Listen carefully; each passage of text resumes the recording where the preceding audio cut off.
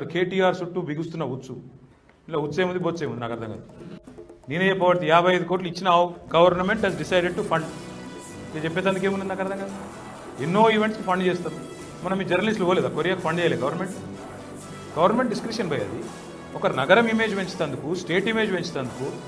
ఇంకా తప్పు ఇవ్వలేదు నిజంగా చెప్పాలంటే రేవంత్ రెడ్డి తప్పు. నువ్వు క్యాన్సిల్ చేయడం వల్ల ఇవాళ ఏం జరిగింది?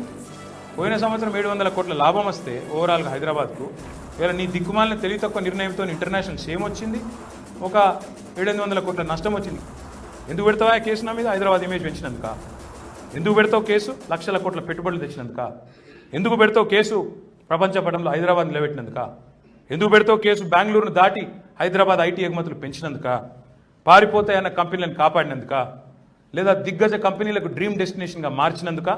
లేదా మా పిల్లల భవిష్యత్తుకు బంగారు బాటలు కేసీఆర్ గారి నాయకత్వంలో వేసినందుక? యాంటీ కరప్షన్ బ్యూరో ఎప్పుడు వాడాలండి? కరప్షన్కు యాంటీగా వాడాలి. ఇలా కరప్షన్ ఏడుంది, కాకరకాయ ఏడు. నేను అడుగుతున్నా, చెప్పు నువ్వు నాకు అవుతుందా నీ ముఖానికి? అది నీకు ఇరికేనా? ఒక అంతర్జాతీయ ప్రమాణాలతో కూడిన ఒక ఈవెంట్ కండక్ట్ చేసే తెలివితేటలు ఉన్నాయా నీకు? అసలు తెలుసా నీకు ఇది ఏందో? అసలు సబ్జెక్ట్ తెలియదు, ఈ మన్ను తెలియదు.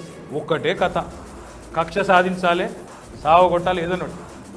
మేమేమో బ్రాండ్ ఇమేజ్ క్రియేట్ చేసినాం హైదరాబాద్, నువ్వేమో బ్యాడ్ ఇమేజ్ క్రియేట్ చేస్తావు. ఇన్ని చెప్పినాక కూడా నువ్వు కేసు పెడతా ఏమో చేస్తా అంటే నీ ఇష్టమున్న కేసు పెట్టుకో. కాదు వేస్తే వేసుకో, ఉత్సా బొత్స నాకేం ఫరక్ పడేదేం లేదు. ఓ 2 నెలలు 3 నెలలు నువ్వు జైల్లో పెట్టి పైశాచిక ఆనందం పొందుతా అంటే నాకేం అభ్యంతరం లేదు.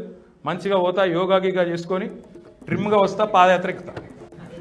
కాబట్టి నేను భయపడేటోని కాదు, మేము ఎవ్వరం భయపడేటోళ్ళం కాదు. ఈ ఉడతా ఊపులకు, ఈ హౌలా మాటలకు ఎవ్వడు భయపడడు. రేవంత్ తెలుసుకో, గాసిప్స్ పక్కకు పెట్టి గవర్నెన్స్ మీద దృష్టి పెట్టు, కొద్దిగా సిగ్గు తెచ్చుకో. హైదరాబాద్ ఇమేజ్ నీ చర్యల వల్ల దెబ్బతింటున్నది. ఇంకా కూడా ఇట్లా చేస్తా అంటే నీ కర్మ. ఇంతకంటే నేను చెప్పేది ఏం లేదు. Thank you.